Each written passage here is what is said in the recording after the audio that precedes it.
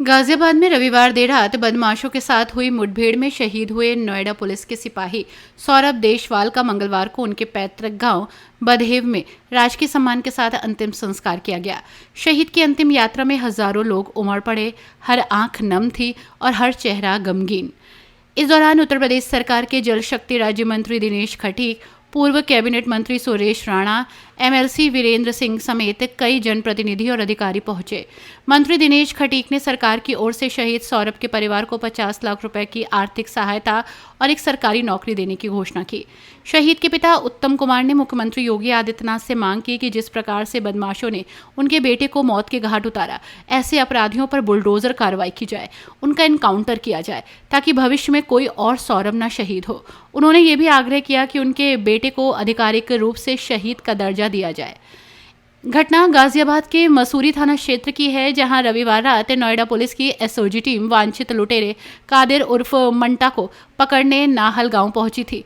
Police ने उसे गिरफ्तार कर लिया, लेकिन जैसे ही टीम बाहर निकली, पंचायत भवन के पास पीछे उसके साथियों ने छुपकर हमला किया। पथराव और फायरिंग के बीच एक गोली सिपाही सौरभ को लगी, जिससे वो गंभीर रूप से घायल हुआ। गोली सिर में लगी थी।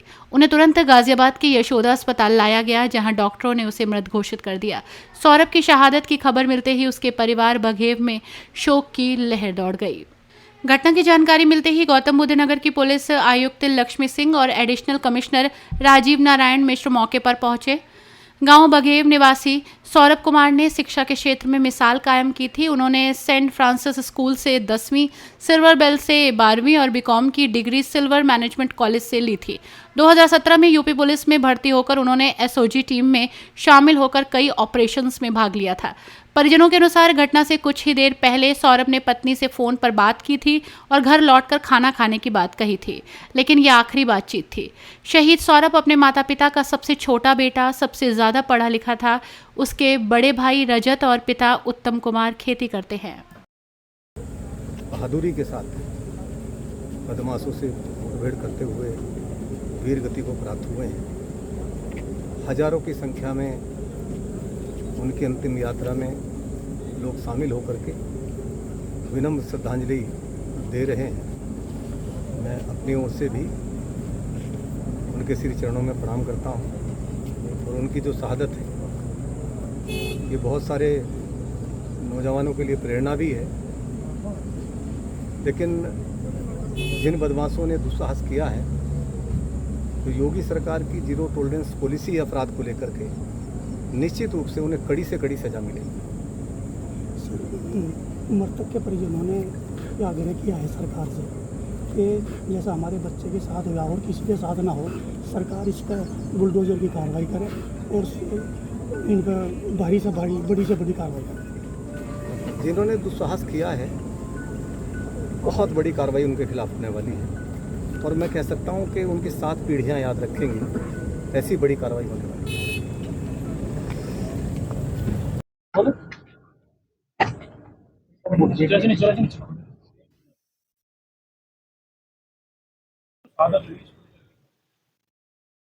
बहुत दुख का विषय है कि हमारा एक भाई और उत्तर प्रदेश पुलिस का जवान जो बदमाशों के साथ मुठभेड़ में जिसकी जो शहीद हुआ है, उसके लिए हम अपनी तरफ से और उत्तर प्रदेश सरकार की तरफ से श्रद्धांजलि अर्पित करते हैं।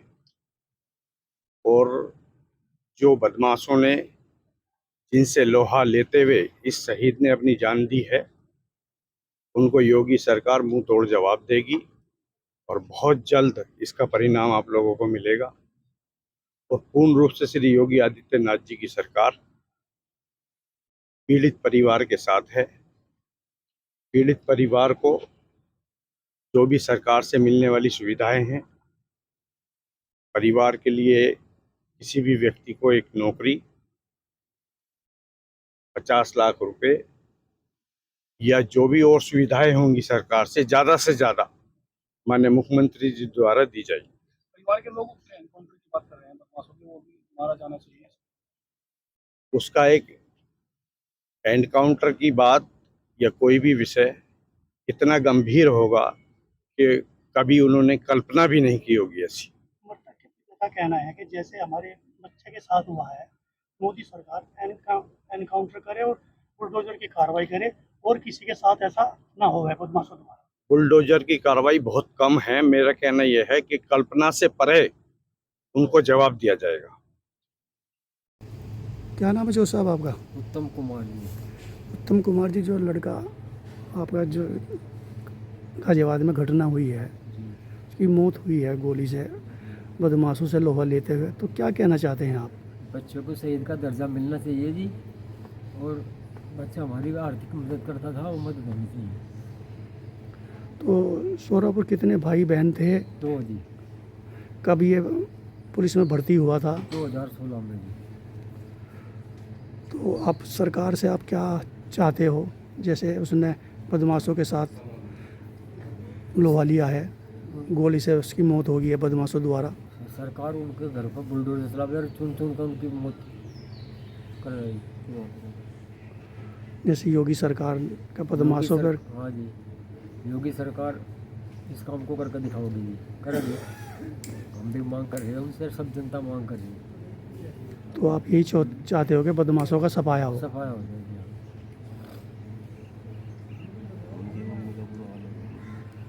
मम्मी का बहुत बुरा हाल है, उनकी मम्मी का बहुत बुरा हाल है।